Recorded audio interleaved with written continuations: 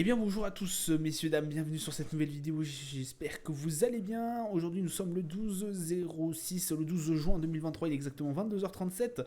On est quelques minutes après la clôture de Wall Street, donc les marchés grosso modo ont clôturé, hein, forcément. Petit aparté, je n'ai pas fait de review vendredi, ouais, j'en suis désolé pour ceux qui l'attendaient. Voilà, review qui ne sera pas faite puisque j'ai été complètement débordé ce week-end. Il est possible que dans les semaines, mois à venir, il y ait des fois des ratés. Voilà, des fois je manque un peu de temps, sachant que vous avez une vidéo de review tous les jours. Des fois, c'est un peu short time pour les sortir, donc voilà, j'en suis vraiment navré. Pour cette semaine, j'espère pouvoir tous les faire. Normalement c'est bon. J'espère pouvoir toutes les caler. Voilà, fin de la parenthèse. On a un CAC 40 qui a pris plus 0,52%. On a 7250 points exactement. Un Eurostox pour l'instant, qui a clôturé à plus 0,56%. On est assez bon dans l'ensemble, j'ai envie de vous dire. Le DAX plus 0,93, 16 097 points. Le FTSE 100 plus 0,11, 7570 points. Le Dow Jones, on est à 34 666 points, plus 0,56. Le Nasdaq qui prend aussi du galon, plus 1,53, 13 461 points. Et le Nikkei 225 à plus 0,52%, on est à 32 434. Chiffre clé, on a le pétrole Brent qui a fait une énorme chute, moins 4,10%. Incroyable, on est retourné aux alentours des 72 $, on est à 71,96 exactement. Le 11 d'or aussi qui chute un peu, moins 0,18, on est à 1957 $, l'euro USD 1,076, Bitcoin 25 860 dollars, le Bitcoin qui a pris une énorme raclée par rapport aux semaines qui se sont écoulées. Ça fait 2 semaines que le Bitcoin est en train de plonger bien comme il faut. Alors il y a pas mal de choses, effectivement il y a la SEC qui est en train de tomber sur Binance et Coinbase, donc forcément ça fait aussi chuter énormément de choses. Donc voilà, grosso modo ça se passe pas très bien en ce moment au niveau des cryptos. Palmarès du SRD, on a Rally qui fait plus 122,37%. Metabolic Explorer plus 12,77%. Casino Guichard qui prend plus 10,28%. On y reviendra, beaucoup d'actu sur Casino, je vais vous en dire quelques-unes. OSE, Immuno, moins 3,85%. Avenir Télécom, moins 5,86%. SES, moins 14,59%. Alors aujourd'hui, bon voilà, on est toujours un peu dans cette attente, si vous voulez, des chiffres de l'inflation qui paraîtront demain. N'oubliez pas, grosse séance demain. Il y a beaucoup d'indicateurs qui vont sortir. Donc soyez au rendez-vous. Donc voilà, on aura la Fed forcément qui va suivre énormément ces chiffres d'inflation au niveau des États-Unis. On pense que ça sera un statu quo, donc c'est-à-dire on va arriver à 5,25. On pense, voilà, donc écoutez. On pense que oui, alors je parle forcément du maintien de la taux des Fed, de la Fed. On pense que ça va être, on va prendre 25 points de base. Bon après tout dépend de forcément les chiffres de l'inflation. De toute façon on tablait obligatoirement sur 25 points de base, mais je vous avoue qu'on a eu un petit moment de stress. Je vous avoue aussi que les dernières hausses des taux des banquiers centraux nous ont fait un peu douter. Je vous rappelle, le Canada avait augmenté alors que on pensait que ça allait faire une pause.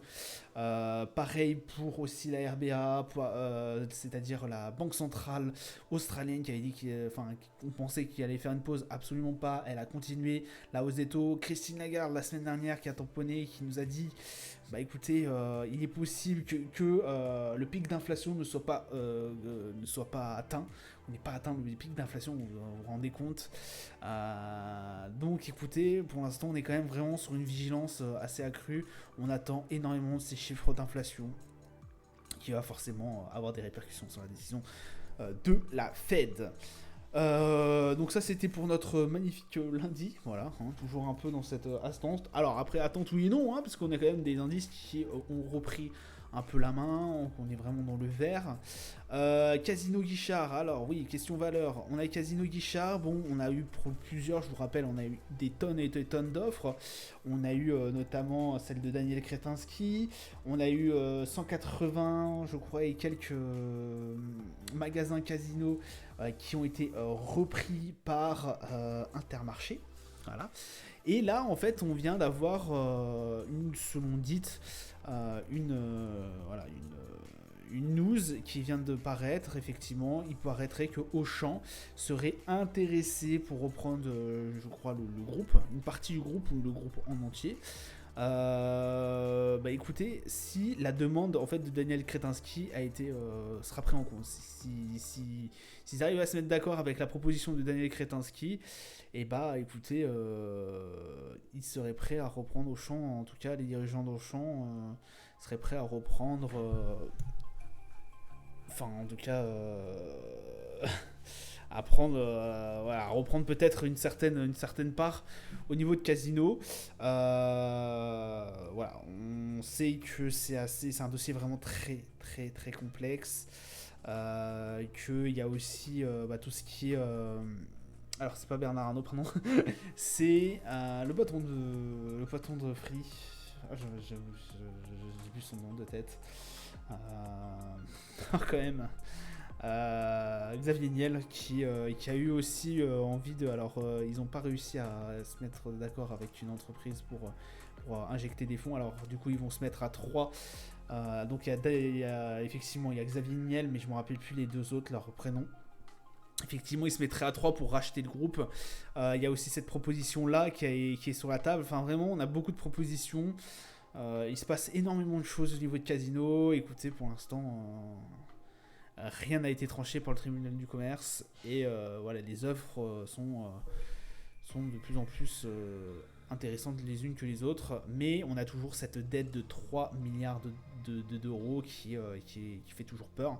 La preuve, hein, c'est que Auchan, voilà, ils aimeraient bien se débarrasser de cette dette avant, donc c'est-à-dire avant qu'ils se rapprochent de Casino, avant le rapprochement de Casino.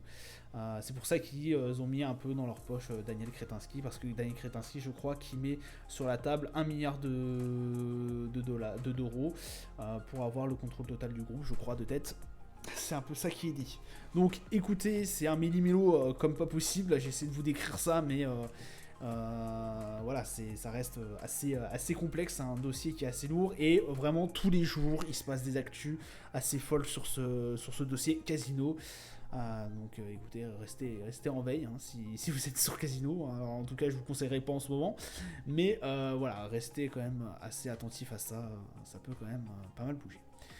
Calendrier d'annonces économiques, donc aujourd'hui on n'a eu rien de très très intéressant, je vous avoue. Demain, forcément, alors ce soir plutôt, on aura la confiance des entreprises, confiance des consommateurs au niveau de l'Australie à suivre d'assez près. 8h, les taux de chômage, changement de nombre de demandeurs d'emploi au niveau du GBP. L'indice de sentiment Zou à 11h au niveau de l'Allemagne et les taux d'inflation qui sortiront à 14h30 au niveau des US. Très très attendu. Et ça aussi, l'indice de sentiment Zou des sentiments économiques Zou qui sera très attendu au niveau européen aussi. Voilà un peu ce qui va rythmer en tout cas sur demain. Voilà. On va se tourner vers les marchés. Je suis désolé, je dois faire extrêmement vite. Il est assez tard. Je vais bientôt aller me coucher. Donc voilà. CAC 40, on est à 7271 points. Écoutez, on a reconquis, j'ai envie de vous dire, bien comme il faut, les 7200. Alors après... vous dire qu'on est dégagé des 7200, je n'y crois pas encore. On avait eu des mèches qui ont été bien plus hautes que ça. Ça n'avait pas fonctionné. On était redescendu très très vite au niveau des 7200. En tout cas, je pense que l'indice forcément de l'inflation US va nous permettre de soit nous dégager, soit de nous repartir vers en baisse, en tout cas demain. Donc voilà, soyez très très attentifs. On a un RSI à 48 et un MACD en tendance baissière. Le DAX qui lui est bien monté hein, quand même, on est à 16 144 exactement sur une journée entière. Belle journée, 57 au niveau du RSI, bon un MACD qui montre une légère tendance haussière, mais on voit que c'est quand même assez creux. On est toujours alors on est toujours quand même assez proche des 16 000. Forcément, ce gros support maintenant, j'espère en tout cas qu'il fera office de support si on redescend par la suite. Vous dire qu'on est vraiment dégagé des 16 000 pour aller chercher nos 16 300, même 400. Écoutez, à voir forcément par la suite, à voir ce qui va résulter demain sur les chiffres de l'inflation. En tout cas, n'oubliez pas qu'on est assez proche de nos plus hauts, nos plus hauts qui étaient à 16 300 si je ne dis pas de bêtises, au niveau du DAX. Donc voilà, l'indice de sentiment Zou forcément va jouer aussi un rôle déterminant demain. Donc restez quand même assez attentif au niveau du DAX. N'oubliez pas que l'Allemagne est toujours en récession. Voilà, gardez ça quand même dans le coin de votre tête et qu'on a vraiment un DAX qui se porte très très bien pour une économie, en tout cas en pleine récession. Le Brent qui a vraiment bien baissé. On n'arrive pas à redécoller au niveau du Brent. Regardez le RSI qui est à 38. Un MACD en tendance baissière incroyable. Malgré les efforts de l'OPEP pour faire remonter ce prix à 80 $ le baril, voire 90. Il n'y arrive pas. On voit bien que les marchés sont baissiers. On voit bien que le Brent est en baisse, que le pétrole que les valeurs énergétiques sont en moyenne en baisse, vraiment en grosse baisse. Il n'y arrive pas. Il y a eu plein de choses qui ont été faites, voilà, les réunions et tout. N'oubliez pas qu'on a la Chine qui galère à remonter, qui galère au niveau des indicateurs économiques, c'est pas ça du tout. Voilà, ça peut jouer énormément forcément sur le pétrole. Voilà, il y a beaucoup de choses qui peuvent jouer sur le Brent, je vous avoue. Mais là, c'est vrai que la Chine qui a du mal à redémarrer, ça influe énormément sur les prix. Donc malgré, j'ai envie de vous dire, les je sais plus combien de millions, je crois on est à 2,4 millions et quelques depuis le début de l'année, 2,4 millions et quelques de barils en moins par jour. Quand même on a un Brent qui ne cesse de descendre. Donc méfiez-vous si vous êtes à l'achat quand même, parce que là c'est pas trop le sentiment. De toute façon on le voit bien au niveau du MACD, pas trop ça. Le 11 d'or, alors le 11 d'or on est toujours cramponné à nos 1950 et quelques dollars le 11 d'or. Pas de grand changement, j'ai envie de vous dire, le RSI est assez stable et un MACD sans réelle tendance. Le S&P, messieurs dames, le S&P qui nous fait une très belle journée, j'ai envie de vous dire.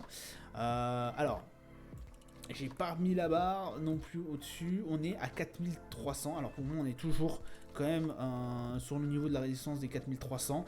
On a eu, du coup on a fait un plus haut depuis le 23 août, quand même. Il fallait le dire. On avait une résistance effectivement à 4003.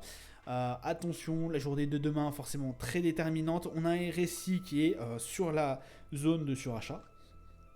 Un RSI à 70 et un MACD en tendance haussière. Donc écoutez, pour l'instant, voilà, on est assez bon. On verra forcément avec ce qui va se passer demain. Le Nasdaq, c'est pareil. Le Nasdaq, il monte, messieurs, dames. Ça gagne beaucoup, le Nasdaq, dis donc. On va être sur nos plus hauts depuis avril. Depuis avril 2022, donc on aura pratiquement... c'est en février, quoique, c'est en février. Ouais, si, février, février, on sera le... Si on arrive à casser ce niveau des 15 000, ça sera les plus hauts depuis le début de la guerre en Ukraine. Donc quand même, on a bien progressé, voilà, avec vraiment une tendance incroyable. On est au-dessus de la zone de surachat, on est à 73 au niveau du RSI, 14 807 points. Écoutez, pour l'instant, ça se passe très bien. On reste très prudent avec ce qui va s'annoncer demain. Je vous rappelle, les taux de la Fed impacte énormément le Nasdaq, donc restez assez prudent. C'est une séance assez charnière qui va se proposer demain, voilà, on va vraiment savoir à quelle sauce on va peut-être être mangé au niveau de la Fed, donc écoutez, restez très attentifs. Le Dow Jones qui lui monte aussi un peu. Bon voilà, on va peut-être aller chercher encore nos 34 300 en espérant bien évidemment casser ce niveau. Je vous rappelle, on a toujours un énorme support au niveau des 33 000. On a un RSI qui s'est bien repris en main, 63 au niveau du RSI et un MACD voilà, qui change un peu de tendance. Donc voilà, on repasse un peu sur la tendance haussière et tant mieux d'ailleurs, ça fait un peu de plaisir de voir le Dow Jones reprendre un peu des couleurs. Bon, c'est pas non plus le Nasdaq qui lui fait une croissance phénoménale depuis le début du mois, même depuis 2 mois et quelques. Donc écoutez, peut-être les 34 300 demain, on espère, encore une fois, et on espère cette fois-ci que ça passera, et peut-être espérons-le que ça cassera ce niveau, et ça nous ferait extrêmement du bien. On partirait de cette range, j'ai envie de vous dire, incroyablement chiante, pardon du terme, et puis c'est effectivement cette range qu'on a intégrée, vous vous rendez compte, depuis le 28 octobre, et depuis le 28 octobre, on fait que ça. Alors on a eu un petit moment SVB et tout, mais pour l'instant, on a fait pratiquement que ça. Voilà, ça sera tout pour moi pour aujourd'hui. Je vous souhaite une excellente journée, une bonne soirée à vous. Je vous dis à plus tard. Ciao, ciao.